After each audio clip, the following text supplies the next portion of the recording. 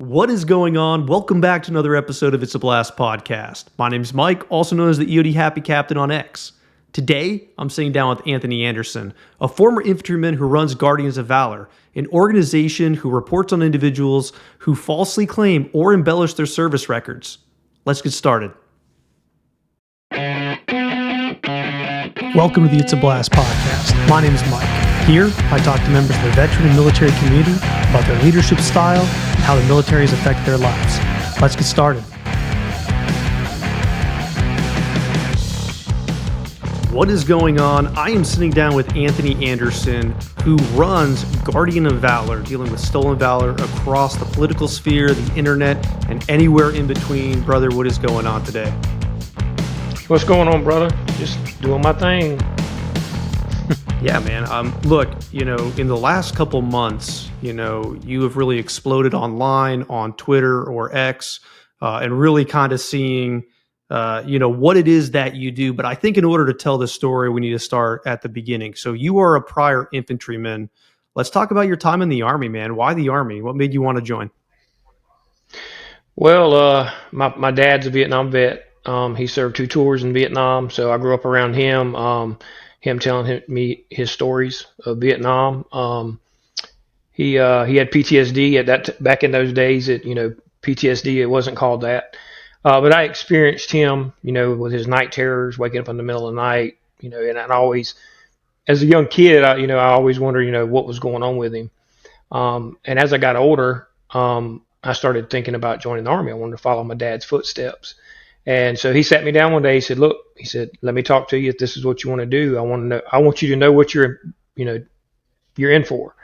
He said, "It's a good career." He said, "But it comes with sacrifice." He said, that's when he explained to me his issues, his night terrors, the things he had done, the things he had seen, and how he deals with it, or how he dealt with it. Unfortunately, I just lost him this past Memorial Day.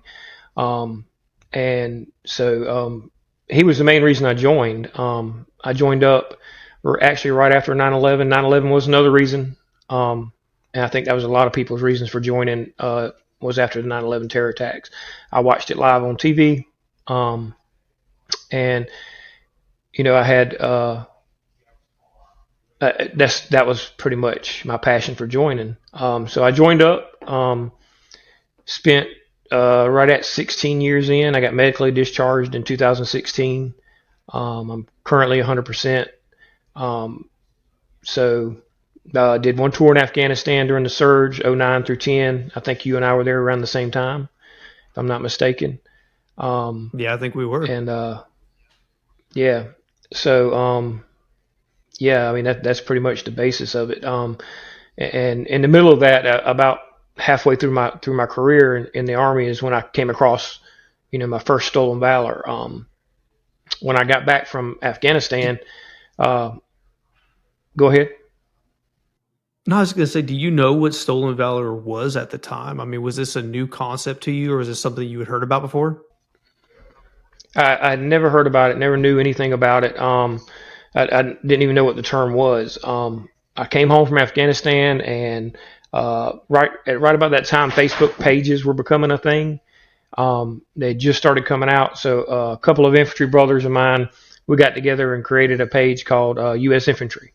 Actually, I think the page is still out there. And it was basically a place for infantrymen to come together and bullshit and kind of blow off some steam, tell their stories, kind of come together and just do that brotherly that camaraderie thing. And during that time, someone had come to me and said, "Hey man, I got this guy down here in Florida, and he's flaunting that he served in Afghanistan, got shot in the face, and he's bouncing from house to house, staying with these women, claiming that he's a wounded combat veteran, and he's getting all these benefits from the VA." I'm like, really? And so it kind of piqued my interest, just because that to me that sounded kind of weird. I mean, you get shot in the face, usually the Army takes care of you. You know what I mean?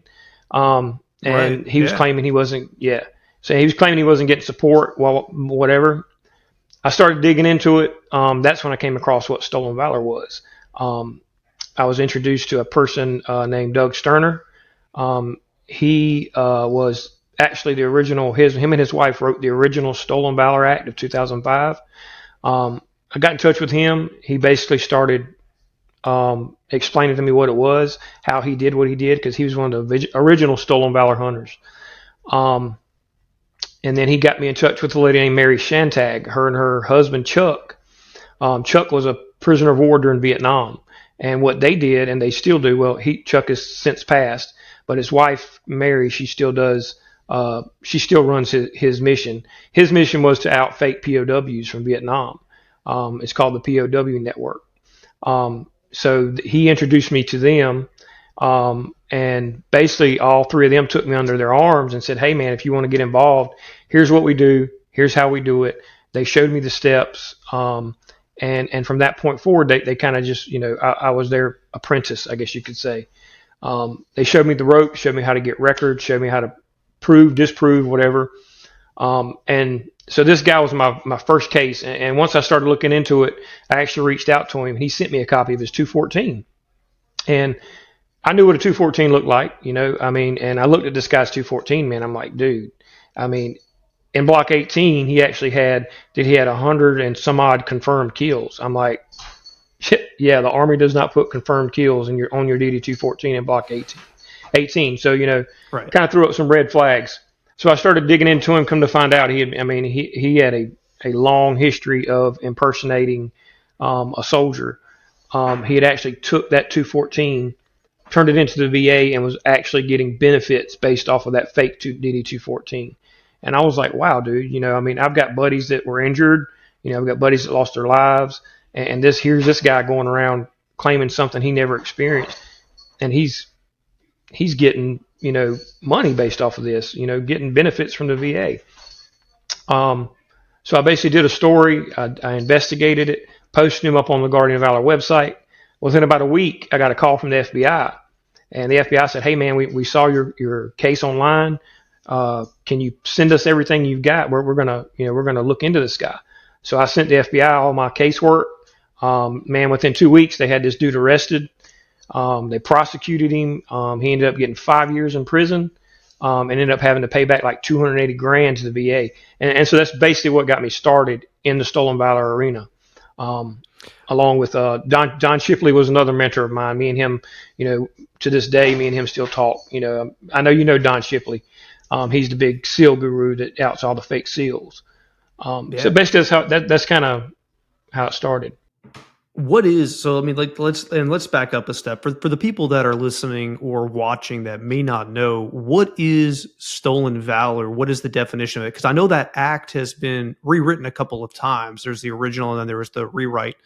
So what is stolen valor? Can you explain that to me?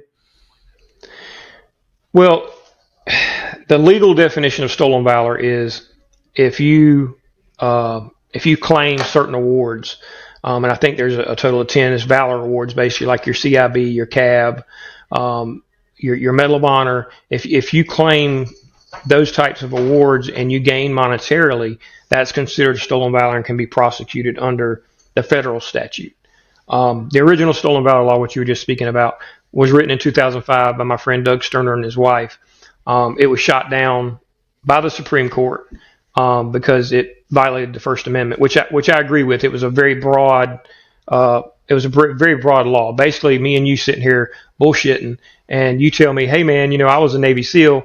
Well, under that law, you could have been prosecuted. Even though you gained nothing, you just told a fish story to me. They could have prosecuted you under that law. So the Supreme Court said no, violation of the First Amendment. They shot it down. So, some veterans in Congress and myself, I actually went and looked back and said, okay, well, how can we make this a more narrow law where people can get prosecuted under it? And they said, well, if we can narrow it down to, okay, if you claim these awards, that's the legal definition of stolen valor. Now, if you ask a veteran, depending on what veteran you ask, there's a wide definition. You know what I mean? Someone claiming a rank that they didn't earn is not really stolen valor. You don't earn rank for valor. So, that's not stolen valor. And I hate the word being thrown around and used in these different ways that people are using it, because stolen valor should be used for what its intention is: stealing valor. Medal of Honor, Silver Star, awards like that. Those are valorous awards. Um, so there's a difference between stolen valor and embellishing, is the way I like to say it. You can embellish your record without committing stolen valor, as we've seen in some of the recent cases I've done. Um, so but if you go to another veteran, he's going to say, no, that's stolen valor. Just because it's an emotional thing to a lot of veterans. I mean, it becomes emotional, and they put their emotions into it, and they want to slam these guys for stolen valor. And I get it. Trust me, I get it. But we have to be very careful how we use the term, and we don't dilute what stolen valor really is. Yeah, I think you hit on it right there that we don't dilute what it actually is, right? So, telling those stories isn't necessarily stolen valor. Like the way we see it, pop up online every time someone says something, it's stolen valor. And then I'm watching you on X, people are tagging you, stolen valor, this guy's stealing valor. But here's the question, man, is why do this? Why does this matter? Does this matter? Oh, absolutely, man. It matters because um, you're in the service. We've got friends that have been wounded. We've got friends that have been buried to earn these awards. I mean, there's honor and valor behind these awards. This isn't just a piece of cloth. It's not just a piece of metal. It means something. Some of these families out there, man, this is all they have left of their loved ones. That Silver Yeah. Star, that CIB, whatever, that's all they have left to hold of their loved one. And to me, man, that's something we have to protect. I mean, just not getting into politics, but just like with Congressman Nails, I respect the guy. But for him to claim an award that he hadn't actually earned, it's a slap in the face to those veterans that have earned it, and it's a slap in the face to family members of fallen soldiers that have earned those awards posthumously. You know, um, and so it has to be protected. At all costs. I mean, the military award system was set up for a reason. When George Washington originally instituted the award system in his first general order, I mean, even he knew that there would be people out there that would falsely claim these awards. The Military Order of Merit is what he called it, which eventually became the Purple Heart. He said there will be those that out there that falsely claim to have earned these awards, and he even said they should be prosecuted. Um, this goes back all the way to George Washington, man. I mean, it's not something, it's not something I take lightly. But what I do take offense to is people using it as a weapon, a political weapon, or a weapon to fight each other online. Oh, you're not a veteran because you didn't, you don't think the way I do. Right. That's what I hate, and I get a lot of tags like that. Yeah, I've seen it quite a bit. We're going to talk about the political piece and the current election here in a couple minutes, but I kind of want to reach back to 2012, kind of the case that put Guardians of Valor on the map. So you did one in regards to the show American Idol. Is that correct? So there was a guy that went on American Idol. He was on. He went in front of the judges and he told them a story. The guy did serve. He was in Afghanistan. But what he did was he told the judges, he told Howard Stern and the others um, that his stutter that he had was caused by an IED attack in Afghanistan. He was hit with an IED and it caused him to stutter. And the only time he didn't stutter is when he sang. So of course, that's going to hit the judges in the heart. I mean, here's a soldier that got hurt, that Yeah. got injured. So he was using that to his advantage. Um, and they actually passed him on to the next round. Well, when that episode aired, my inbox started getting slammed with guys that served with him, and they said, "Hey, man, this guy did not get hit with an IED in Afghanistan. He was never wounded. He's lying to the judges." And so I had all them do a sworn statement, and I took those sworn statements and I wrote up the story on my Guardian of Valor website. And then the soldier actually reached out to me after he saw this and said, "Yeah, man, I admit it. I lied. I'm sorry. I apologize." It got back to American Idol. American Idol booted him off the show. And then that was when Fox News, Holly McKay, um, she picked it up. She called me. She said, "Hey man," she said, I'm the entertainment reporter for Fox News. I'd like to run this story. Can I use your investigation?" I was like, "Absolutely." And so basically, that was the first story that put Stolen Valor and our organization into the limelight. Yeah, I mean it's a hell of a story, and then CBS ran a big one in 2017 about the same thing. And so you have what's called the Wall of Shame on GuardiansOfValor.com, right? Is there a way to come off there? So like if I have committed stolen valor and you have written a story about me, can I email you and say, Anthony, dude, I'm really sorry. I'll never do it again. Please take me off the Wall of Shame. No, I've actually had that happen several times.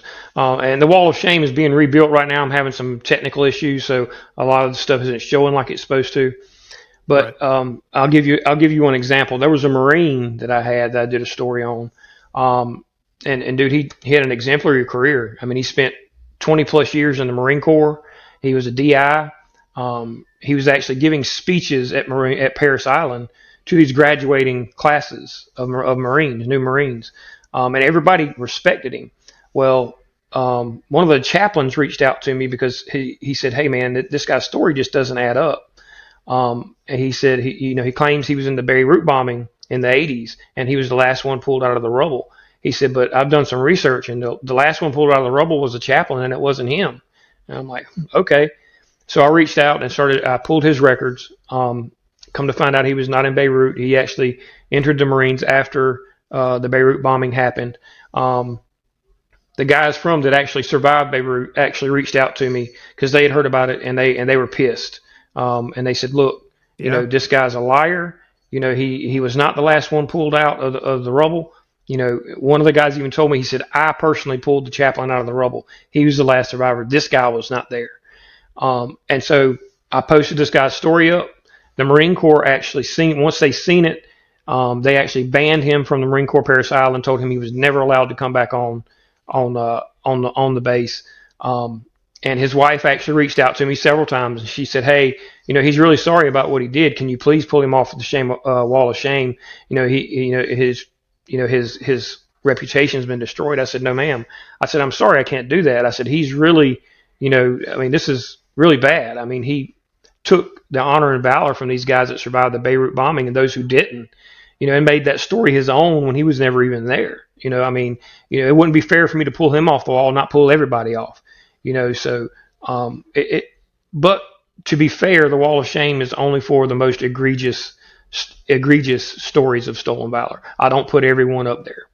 Um, so Yeah, I mean it does make sense. So you just said something that I think we should really touch on, right? Because you and I are friends. I follow you on social media, and inevitably every time you post a story, you do a really good job, right? You do a deep dive, you get their records, you post DD-214s, you post stuff from the Army, from the National Guard Bureau. But I want to touch on that, right? Because I have seen it time and time again in the comments where people say, you illegally obtained these documents. You illegally obtained the soldiers' DD-214 or the service members' DD-214. You have hacked into the National Archives and you're a criminal, right? And so the right. question I have for you, right, because I know that's not true, is what is the process for you to get a service member's records? And does there have to be like any type of consent from that service member? What does that look like, that process? There's not. The Freedom of Information Act. That's a tool that I use. And it's a very good tool. A lot of journalists use that tool. It basically gives you. It's kind of like an oversight for the government. Any person can use the Freedom of Information Act, and if it's a government record that's not classified or secret, then they will release it. And what a lot of soldiers and military members don't understand is your record's your record, but it's not really your record. It belongs to the government. Those are government records. So when I do a Freedom of Information Act, or I do a request for records, I have to cite the actual law, because if I just send in and say, "Hey, I want this guy's record," they're not going to give it to you. They're going to say, "Sorry, you have to have the veteran's signature," because that's what they're supposed to do. So what I have to do is I have to fill out what's called an SF-180, a request for records, and I cite in there that I want a redacted DD-214, a complete OMPF, all files that are releasable underneath the Freedom of Information Act. And so they will release almost any records. For example, you got a lot of people that like to claim Navy SEAL because they think Navy SEALs are secret. Um, Navy SEAL, their records aren't secret. They have records just like we do. I did a recent request for I'm not going to say his name, but I did a recent request for someone that's running for office. And I knew there'd be questions about his record just because he was running for office. So I requested his records. Now, when you do Special Forces or Navy SEALs, there's a separate process. There's two lanes that a FOIA goes through, called a simple and a complex. A simple FOIA would be like me and you. We're your EOD. I was 11 Bravo. We weren't Navy SEALs or anything, so that would be what I call a simple process. A Navy SEAL would be more complex. And what they mean by complex is what they do is they take their records and they go through several different levels of JAGs. And those JAGs will look at that record and say, okay, well, this needs to be redacted because it's still, pertinent to a certain mission that we don't want the public to know about, or, certain, locations that, we don't want people to know we were at, period, whatever. But they'll still release the records. It takes a little longer and there'll be more stuff redacted. But all records are releasable. The Freedom of Information Act makes sure of that. So there's nothing illegal about what I do. Anybody can do it. It's just a process you have to go through. It takes time. I've had some records take up to a year to get back just because of the person or, what job they did in the military. Same with the CIA, man. Yeah, the CIA is a top secret organization. They do secret shit. But you can still FOIA records from the CIA as long as they're, declassified or what have you. Right. I mean, it makes sense. So, I mean, let's talk about politics. Let's talk about the elections. I run an apolitical account. I run an apolitical, podcast. So I'm not trying to go one way or the other, but I do think it's important that we talk about it because we currently have two people running on the vice presidential ticket, right, who are both veterans. And so, we've seen it time and time again as their records start to come out. You've been directly involved in that and you have become the subject matter expert. And to be clear, you were always a subject matter expert, but I think now it's coming into the public light. People are reaching out to you specifically for these people. So there's a couple questions I want to ask on that. The first is do you run a partisan account or a nonpartisan account? I am nonpartisan. I'm 100%. I mean, if I leaned left or leaned right, that would totally, undo everything I've done. I mean, I've always been nonpartisan. I mean, you can look back through the cases I've done. There's Democrats, there's Republicans. It doesn't matter to me. I don't care about what your politics are when I'm looking into a case. All I care about is that you were honest about your record. You're telling the American public the truth. Because the thing is, a lot of civilians don't know. If I get up there and say, I was a Navy SEAL, and there's nobody out there to say, well, he wasn't a Navy SEAL, then the public's going to believe that. The public deserves to know the truth about, people's military records that are running for public office, period. And they need to and then they need to know the correct, I've seen a lot of, memes going around that will just have their records totally wrong. They'll have, one of the candidates won't have all of his awards. One of the candidates, will have more awards than he actually had. And that misinformation can misguide people. So we need to have the correct information out there, on both candidates, bipartisan. Hey, here's the facts. This is what the records say, end of story. Do you get a lot of pushback? So, and it doesn't have to be just, when we're talking about the presidential election, because you've covered other elections, down to the local level as well. Do you get a lot of pushback from people when you say, hey, you are running on a platform claiming to have done X, Y, and Z, but I'm looking at your DD-214 right here, and you've done none of that stuff. And then when you put it online, do you receive pushback from those candidates? I do. I get pushback from the candidates. I get pushback from those that support the candidate. But I look at them and say, look, I've got the facts. For example, I'll give you one example. The Steve Slayton, he was running for office in Arizona. He was running on the Republican ticket. He was claiming he was a Vietnam combat vet, that he flew Cobras in Vietnam. And so he also claimed he was special forces at one time. And so I started looking into his record. Come to find out, he'd never been to Vietnam. He was in Korea. He was not a Cobra pilot. He was a mechanic. But the local people were believing this guy. I mean, they thought he was some big war hero, and so I kept digging and kept digging. Actually found members of his unit that served in the same unit at the same time, and they said, "Look, we never left Korea. The bird he's talking about he flew was actually shot down in Vietnam in 1972 and claimed the lives of the two pilots." And to me, that's stolen valor. You just walked on the graves of those two soldiers, those two pilots that lost their lives in Vietnam. And you're going to claim that you flew that chopper when those two guys gave their lives. And to me, that was just, that was above the line. That was definitely stolen valor. And so when we went public with everything, the first thing they tried to say was, I stole his identity. We stole his identity. I worked this case with the local reporter. He tried to claim she stole his identity. We stole nobody's identity. We did a FOIA. We got his records. Come to find out, he had actually turned in a 214 that he had added stuff to make it look like he had been to Vietnam. So,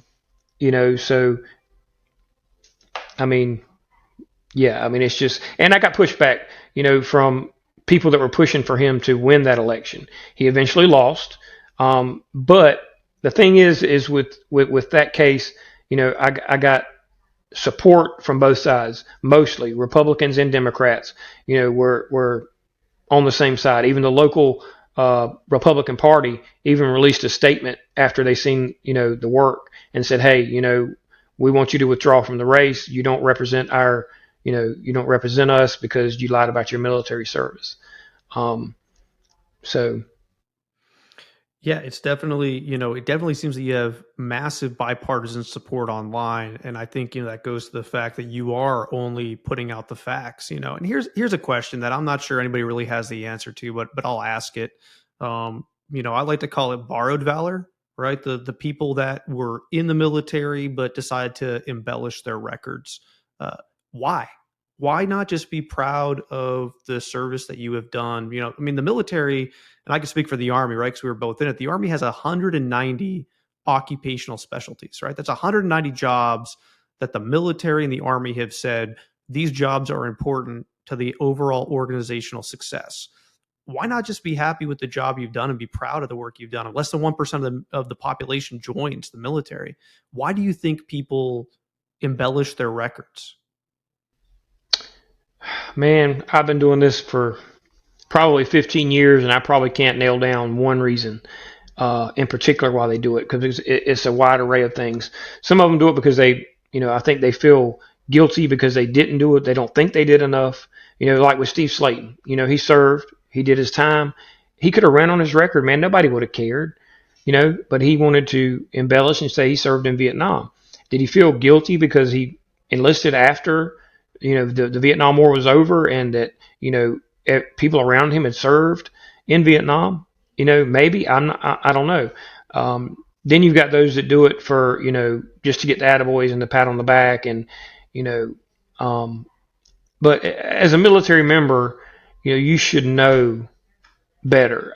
I think someone in the military that does it is a little more egregious than someone that's just a civilian, don't know shit, and is sporting or claiming awards, that he has no clue about. We as the military, especially those that have been in combat zones, we know what it takes to earn these awards.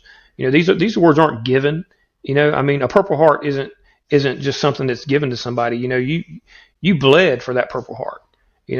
My friend that I served with, and we were lucky in Afghanistan. He was the only one in my squad that got injured. He got hit with a grenade. And was presented the Purple Heart the next day. So for somebody to claim a Purple Heart that didn't do the time and didn't suffer like I watched him suffer and helped him recover over the next couple of months, this guy even after he got hit with this grenade, I said, look, dude, that's your ticket home. You can go home. He's like, no, brother, I'm not going home. He said, I'm gonna heal this wound, and I'm staying here with you guys. And he did, man. Within 3 months, he was back on his feet after having shrapnel on his leg and his arm, and was back out on missions with us. And that is one of the reasons I do this. I mean, to protect. That man has honor and integrity, and knows what it takes to fight for this country and for the freedoms that we hold so dear. I mean, and I refuse to let people embellish and take that from somebody like him. Do you get paid for the work that you do? I do not, never have. Originally, when I first started up, me and the Grunt Style actually started around the same time. Awesome shit, my drill sergeant said, and what the fuck moments. We all started about the same time. Yeah. And so what happened was, ASMDSS, what the fuck moments, all those guys had their mission. I had mine. ASMDSS and Grunt Style had their shirts going. So the owner of Grunt Style at the time, he came to me and said, hey man, he said, I know you don't get paid for what you do. I'd like to help you out. Let's make you some t-shirts. I said, cool. He said, I'll give you a percentage of those t-shirts. This is actually one of the original Stolen Valor t-shirts that we made from like 2010. And so I kind of supported my mission that way, but that didn't last long. So right now, I don't get paid. I recently started a buy me a coffee thing, just because everybody on my page was like, hey, dude, start a buy me a coffee, and I'll donate $5, whatever. So I think 2 days ago I started that up. But as far as monetary support, other than that's all I get. I don't do this. I get disability pay. I sit home, I raise my kids, and I do this. Well, yeah, I'm going to drop the link for that Buy Me a Coffee right down below here in the comments section, right? If you're watching this, please make a contribution, buy Anthony a coffee, because the work that he's doing is amazing, right? You're one of the only people in the space that is doing this. I agree with you that it's incredibly important. It's incredibly important so that people have the facts and they know the type of people they're dealing with, whether it's in politics or in day-to-day life. And I guess that I kind of asked the question earlier, right?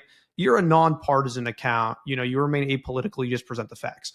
If the GOP or the Democratic Party came to you and said, "Hey, Anthony, we're going to pay you X number of dollars for opposition research on the other candidate," would you take that money? I would not. I would not, because that would give a sense of me being partisan to one party or the other. And I haven't tainted my mission or my organization to this point, and I don't plan to. I don't care if they offer me $1 million. I mean, it's not worth tainting the record that we have. Because once you do that, man, it's over. I mean, everybody's going to look at you as a partisan. You're a Republican, you're a Democrat. That's why, I don't tell anybody who I'm voting for. Of course, I've got my own political opinions. Everybody does, but I don't make that known to people, because that, number one, it's none of their business. And number two, I don't let it interfere with my mission. I present the facts. A partisan cannot look at a fact and say it's not a fact. I mean, facts stand on their own. So, I would not do that, because it would just taint the mission. And, it's too important. It's too important to do something like that. No, I agree with you, man. It's the work that you're doing is incredibly important. Keep doing it. I mean, we have an election coming up. People have a right to know who they are voting for, right? They have a right to know who they're interacting with, whether it's someone on the street that's wearing a uniform. Keep doing what you're doing, man. I'm incredibly proud of you. I'm incredibly proud of, to call Appreciate you a friend. And Same. I'm going to put that link down, below, so that people can buy you a coffee, right? And keep this phenomenal work going. Anthony, thank you so much for your time. Thank you so much for your service. Thank you so much for what you do in respect to Guardians of Valor and Stolen Valor. Look forward to talking to you again, man. Yeah, man. It was good, man. Talk to you later.